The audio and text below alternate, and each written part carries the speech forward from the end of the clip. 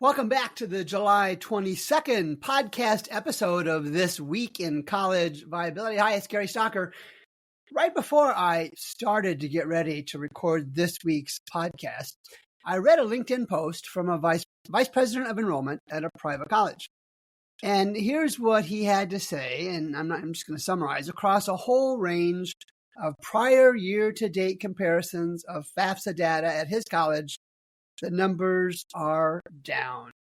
And this is consistent with what I have been saying the last couple of weeks, what I'm hearing from college leaders, what I'm reading throughout the media. It's going to be an ugly fall. Let's get into the details. This week, of course, we have layoffs and cutbacks, no closures this week. Interesting. And something new, FAFSA check-ins. Folks, it's going to be a somewhere in the vicinity of 10 to 11% decrease in enrollment this fall. Not everywhere, but it will be in colleges that can't afford to lose anything like that number of students. We have a story on Hannibal-LaGrange University. It's in Missouri. It has a dizzy spinning story that I will dissect with data, another management by PR approach. And colleges are just like Kohl's, the retail outlet where they have discount coupons, cash coupons, Kohl's coupons, something like that. I'll make the connection between that and colleges. And I'm going to provide some guidance to the good folks at the University of Memphis. They seem confused about how to balance selectivity and enrollment, and I'm just here to help. And then finally, among the stories in this week's episode of News and Commentary, don't tick off your nursing faculty. I'll say that again. Don't tick off your nursing faculty. The president at Dickinson State University in North Carolina did, and I'll share with you what he is doing now if you can't guess. Layoffs and cutbacks, closures, and FAFSA updates. The American Academy of the Arts in Chicago announces its closure, so we do have a closure. And here's what the higher education art market is telling us. If you can't make a living doing art stuff, whatever that might be, why study the topic? And for those of you with post-college math issues, we are now well past 41,000 college students impacted by recent college closures, and American Academy of the Arts is one of at least a handful of art colleges that have recently announced their closure. Bethel University, I don't have a state, I think it's Ohio, announces several job cuts and program closures, but they gave no clue as to how many or how much. And this is just another delusional college. I don't know what their president and provost recycle rate has been. I'm guessing it's been high. We might want to check that out. And then breaking news, American University, this was last week. American University enrollment is below their enrollment target for the fall semester. This was a story by Penelope Jennings in the Eagle Online in Washington, D.C. And the incoming freshman class at American University is projected to be down 380 some odd students, below the target. And the enrollment shortfall creates, it's not just the enrollment shortfall, but the news story reports in the Eagle Online that it's a new $23 million revenue deficiency after the previous $25 million gap was addressed earlier this year through spending adjustments. Now the math just does not work for some of these proposed cutbacks. I did the math on my own. I'm not going to spend your time doing it. But doing a napkin calculation, the numbers looking at only addresses about 30% of the total expenditures. How they get to the 23 plus 25, 48 million, I have no idea. Neither do I don't think, because no one is talking. And then I'm just starting to track states reporting 2024 FAFSA debacle data. And we had information stories last week from Ohio and Nebraska. And that's all I'm going to share, just the states that are reporting. If it's different news, I will make sure to point that out. But this has always been, I've pointed this out in previous summers, this is the no news is bad news time of year. If colleges are going to hit their enrollment numbers, they are shouting it from the rooftops. A lot.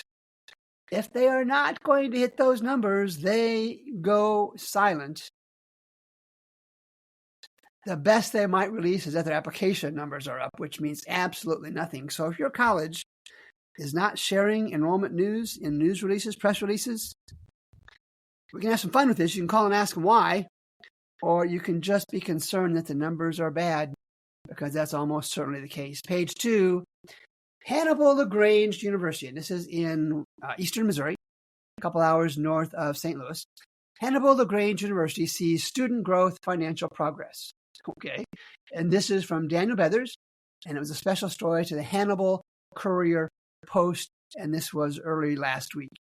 And of course, this is college viability, and this is This Week in College Viability. Let's go to the data. At Hannibal-LaGrange University in Hannibal, Missouri, the 4-year graduation rate is at 26%. That's 26%. For every 100 students who started at Hannibal-LaGrange, only 26 of every 100 graduate.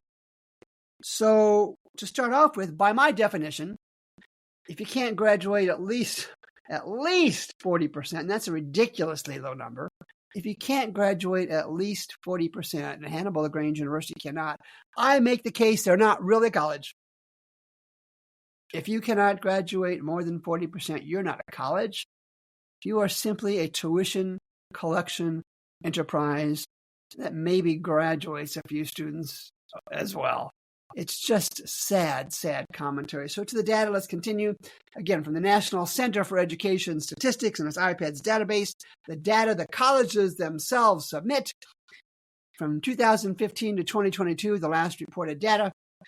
At Hannibal-LaGrange, FT enrollment is down more than 500 students, almost 60%. Their tuition fee, the collected tuition fee revenue is down $3 million, down almost 40%. Retention is around 60%, so for every 100 students that start a year, only 60 of them come back the next. Interesting, their total revenue expense balance is different. Their ratio, and this is from the 2024 Private College Viability app, the executive analysis version, is 102.4, which means for every dollar in expenses, the good folks at Hannibal-LaGrange generate $2.40 in revenue. Their data, so I'm going to go with it. I'll give them the benefit of the doubt. The rest of the data doesn't seem to match up with that, but nonetheless, that's supported. Their 2022 endowment was at $10 million, and that's really not much more than endowment couch money. They have been able to raise their average net price over the last 8 years, a little over $2,100. Okay, better than not being able to rise it, but that's just $300 per year. Again, couch money is the analogy that I draw. They are $8 million in long-term debt, and at the end of their fiscal year, I think that was June 30th, 2023, they had $160,000 in cash. I didn't do this for this college, but one of the things I do is look days of cash on hand at the end of a year, and $160,000. If I did the math, because I've done this before in others, it's going to just be a few days. At the end of a fiscal year, Hannibal-LaGrange University has enough cash to pay their bills for a few days. Now, it's a low time of cash, I understand, for colleges. But if you only have a few days of cash at any point in time, that's something to be concerned about. So their president is a gentleman by the name of Mr. Robert Matz. I don't know if he's a PhD or not.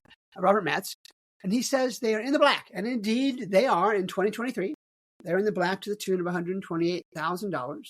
That includes $560,000 in release of restricted assets, which is perfectly legitimate.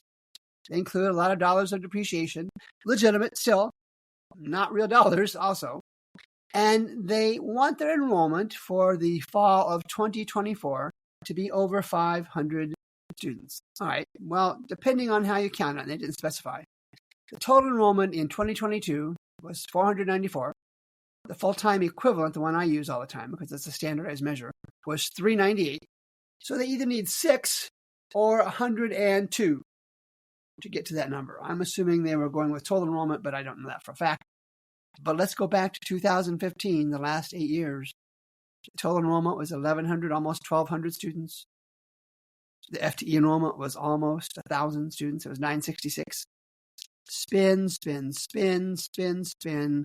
Selective use of data, which is fine. Everybody does that, but that's why I'm here to point out exactly what this spin looks like and how unrealistic it is. And finally, the good folks at Hannibal-LaGrange University, in their press release / story, says the university estimates its final enrollment this fall will increase by at least 10%, and its incoming freshman class up by 15 to 20%.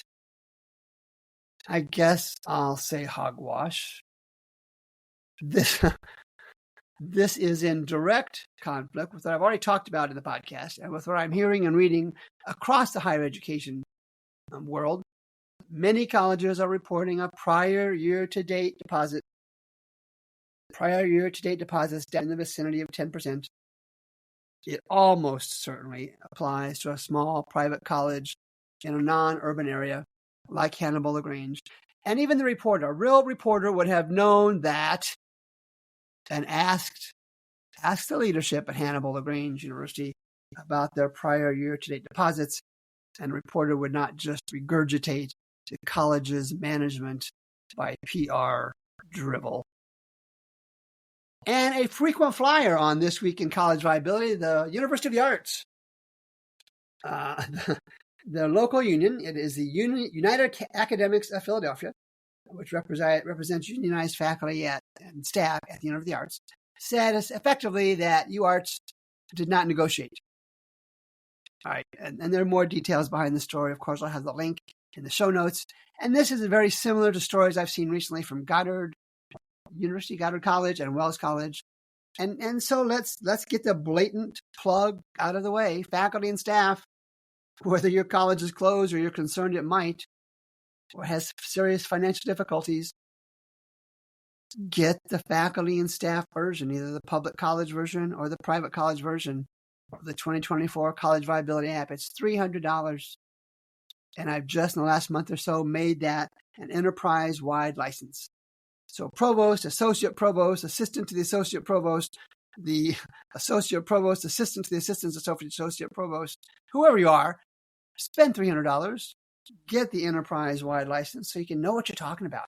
Not just for your college, but compare your college across 9 or 10, depending on the version, different reports from the IPEDS data that colleges themselves.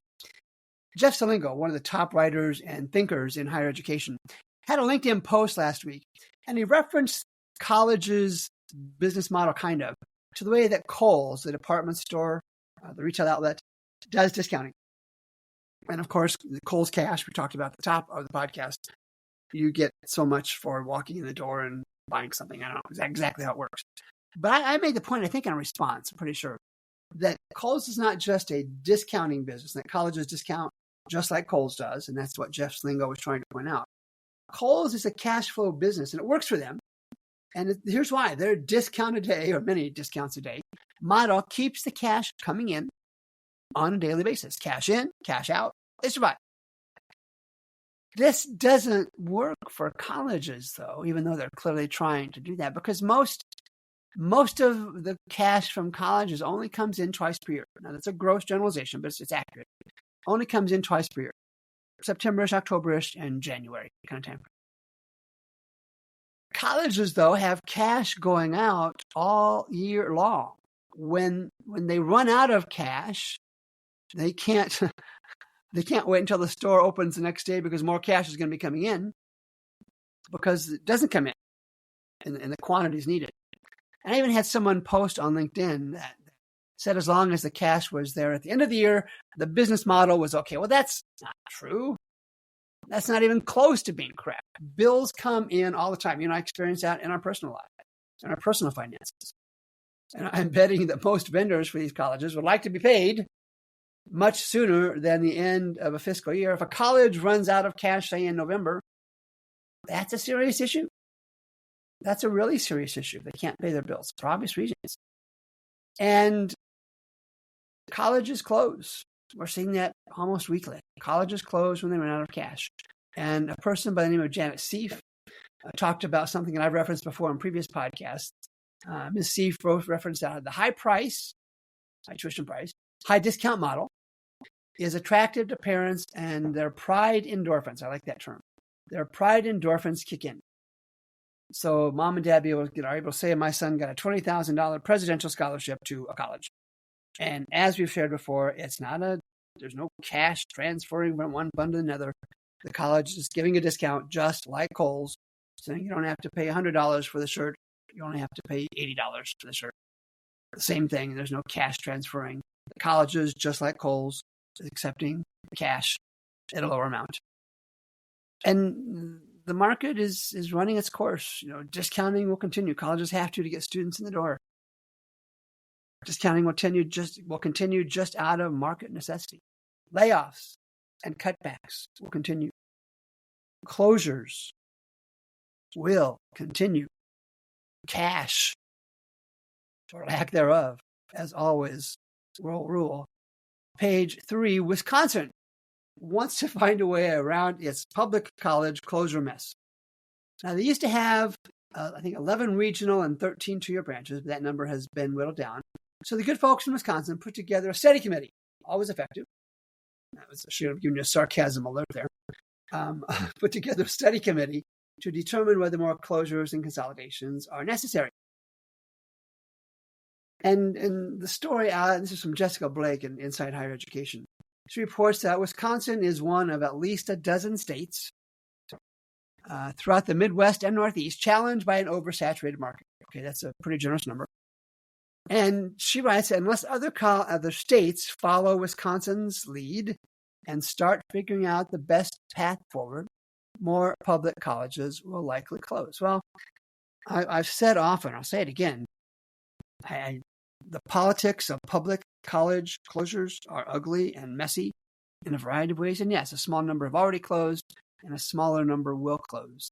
I don't know that it will be as significant, even close to as significant as we're seeing and we'll continue to see with publics in general. Goddard College, we had this on the podcast a couple weeks ago. They had a buyer for their property for $3.4 million. Well, apparently that's fallen apart. And even when they got the contract or the offer for $3.4 million, folks said that wasn't enough. I had said on a podcast, I thought it was pretty close to being enough because I looked at their financial statement and that was a little bit less than their PP&E, property, plant and equipment value, but they had, a couple $100,000 worth of computers and tables and chairs and file cabinets and that kind of stuff. But here's what caught my attention in this story. This is from in the Vermont Digger, the VT Digger by Juan Vega de Soto on July 17th. He writes that the school's, this is Goddard College's interim chief financial officer, Kenneth Macker, said Mr. Macker invited interested parties to once present a new bid. Now listen for this, a new bid for Goddard's campus, name and trademarks. So what's happening here, in my mind, is Goddard College is selling everything but its Title IV license, of course, where you get government funds. I don't believe they can do that. I could be wrong. I wonder, because there are some shadow organizations out there actually stealing the name of closed colleges and trying to pass them off as real colleges. They're scams for the most part. I wonder if Goddard College is just making it easier for some of these scam colleges to show up online using Goddard's name because they're selling all this kind of stuff. I could be wrong, but it's certainly something to think about. Compensation. Let's go to St. Rose. They're not on our frequent flyer list, but they've been here many times. Compensation for top brass increased as St. Rose College faced closure, and this is in the Times-Union. Kathleen Moore was a staff writer on July 17th. And the salacious part is the administrators got more money as the college was watching its last dollars circle the financial drain. But here is the most important part. I'm going to read from Kathleen Moore's story at the Times-Union. Now that the college is closed, the Board of Trustees must deal with the college's debt. The college owed almost $49 million in a bond that was used for capital expenses. That happens all the time.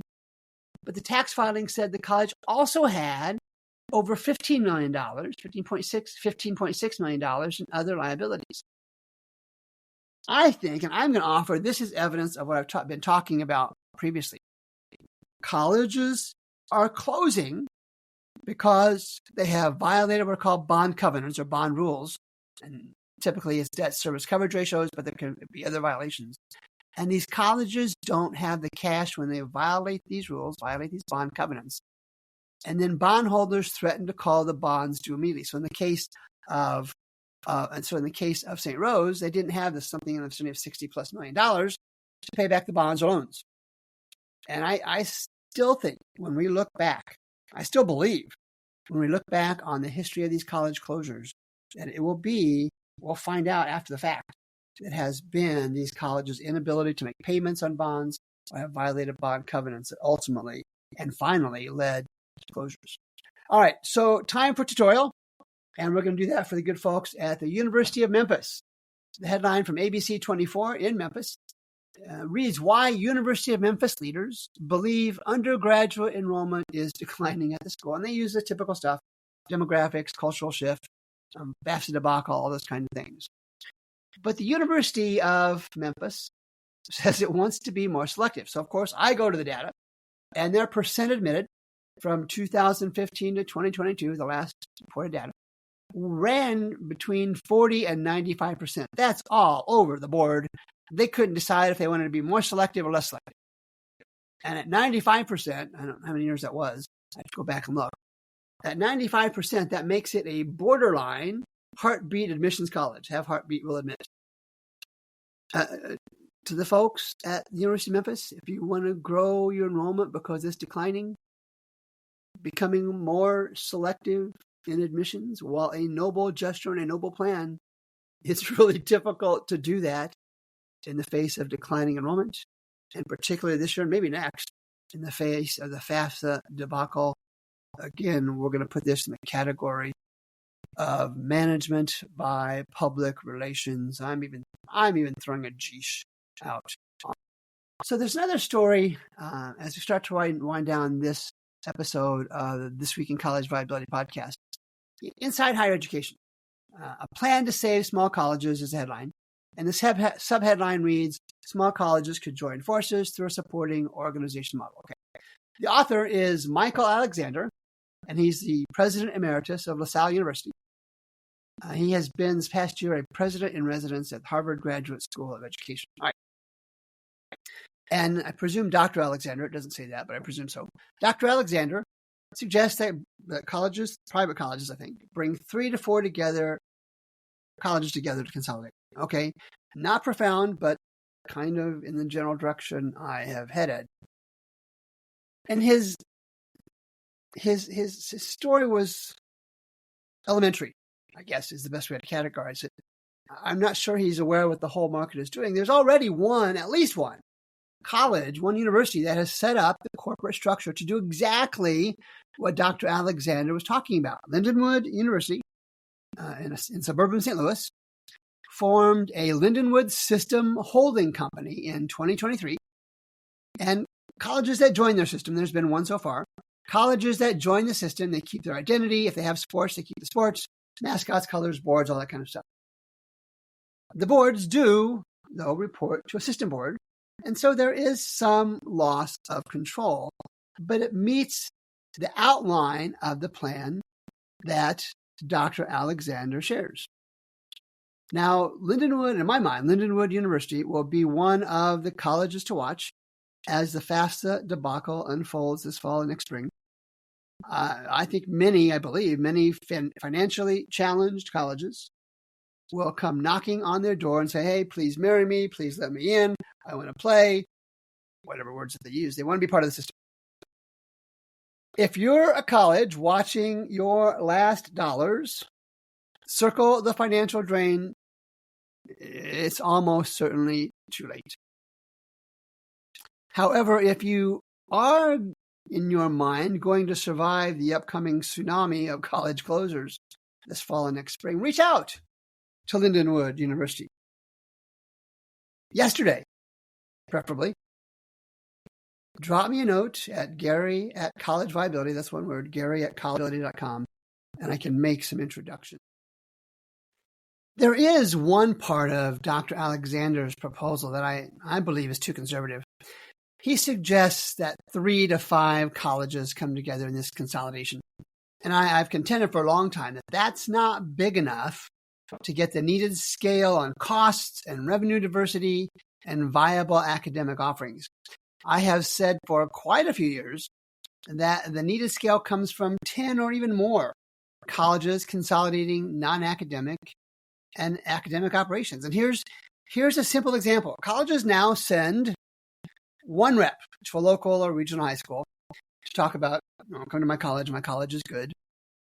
Imagine the efficiencies if that same person could represent 10 or more different colleges with different majors and tuition rates, locations, amenities, and all the other things that are part of a college. Now, don't tell me it's too difficult. Of course, bringing any number of colleges together will be exceedingly difficult. It'll be really difficult. So let me suggest an old sales adage. And I sold diagnostic medical laboratory equipment for 10 years. This is where I picked this up. The old sales adage reads, some will buy, some won't buy. So what happens next? Universities like Lindenwood University, and I assume others now and probably starting in 2025, and probably beyond that, will find ways to make this large-scale merger consolidation work. So to college leaders who listen to this, and there are many of you, participate. Don't participate in these consolidations. The industry and its markets are marching on. Feel free to continue to cozy up in your parochial little college kingdom. You can be a won't participate until you aren't a college. Think about that one. Page 4, Inside Higher Education, and Josh Moody had a story on July 17th about latest Chief Business Officer survey shows optimism despite headwinds. And this is an annual story that comes out from IHE. Sometimes it's presidents, sometimes it's business officers, as I recall. And this is kind of a delusional, I am good and you are not story. College leaders, in this case business officers, think their college is fine, but everybody else is in trouble. And there's much, much, much more to the story. And of course, I'll have the link on the show notes for this. But it's just another example where colleges just don't get it.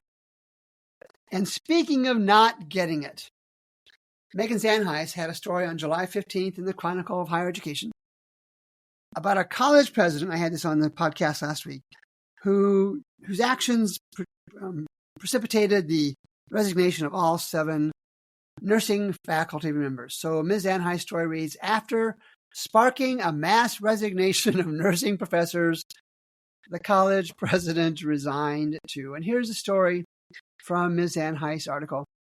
Stephen Easton, the former president at Dickinson State University in North Dakota. Stephen Easton's departure was precipitated when he wrote to the North Dakota Board of Nursing last week that he was posting job listings to fill the vacancies and working with other institutions, colleges in the state's higher education system to forge partnerships. Not so fast, the North Dakota Board of Nursing wrote back.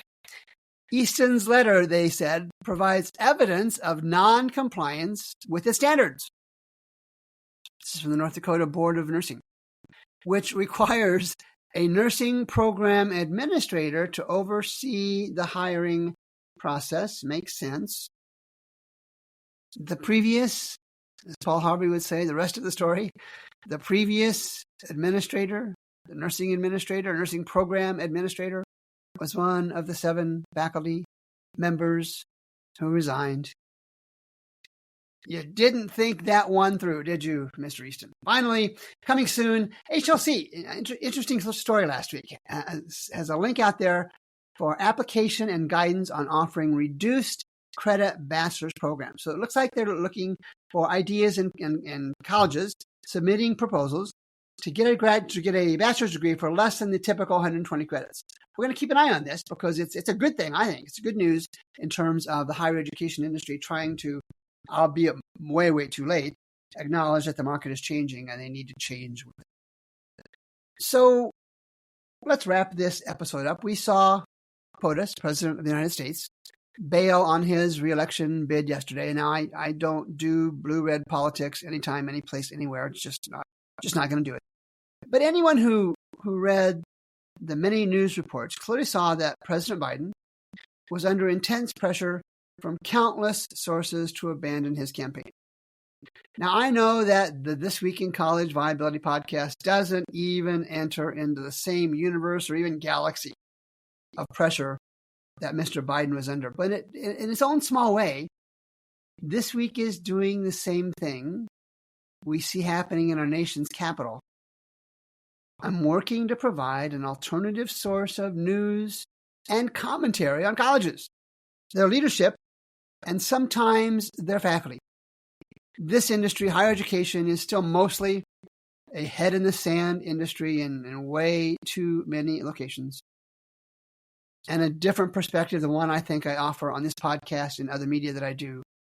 It's largely based on the data that colleges themselves share with the government. This different perspective has been needed for a long time.